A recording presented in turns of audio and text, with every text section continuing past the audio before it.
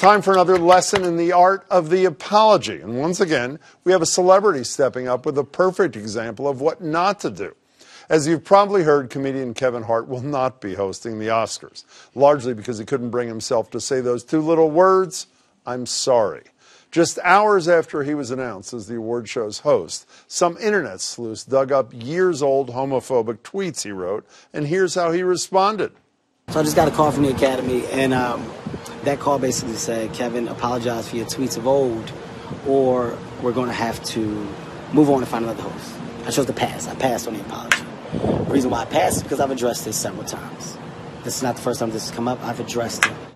Leaves a little something to be desired, don't you think? Namely, actually taking some responsibility or even a tiny bit of remorse. Now, Hart did eventually apologize, but that came with the announcement that he was stepping down as host. And my guess is that wasn't exactly voluntary. Hart isn't the only one in Hollywood struggling with saying sorry, though. Take Lena Dunham.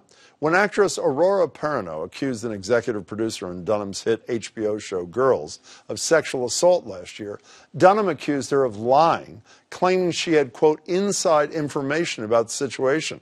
But as it turns out, she did not. So last week, a full year later, Dunham published a lengthy apology in The Hollywood Reporter, rightly calling her statement, quote, a terrible mistake and inexcusable.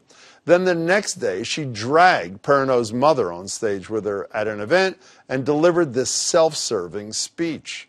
I'm standing here with my dear friend, Brittany Perrineau. This relationship was unexpected and unforeseen because a year ago, when Brittany's beautiful daughter, Aurora, accused a friend of mine of sexual assault, I denied her experience publicly. Yes, you did. And now, instead of apologizing to the Perrineaus in private, you're making a public show of them. It's almost as bad as the time celebrity chef Mario Batali was accused of sexual assault and apologized with a recipe for cinnamon rolls. Or the people who tell us they're sorry if anyone was offended.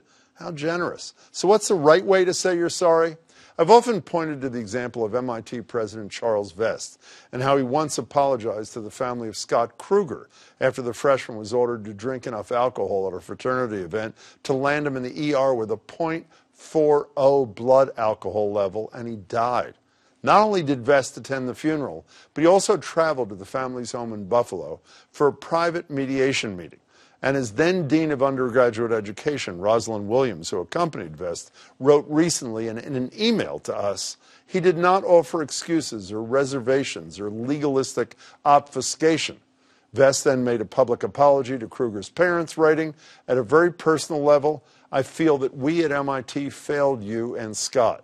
For this, you have our profound apology.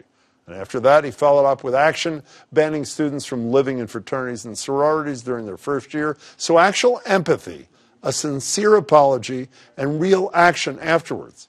Seems so simple, doesn't it? And yet it's a lesson it appears too many are just never going to learn.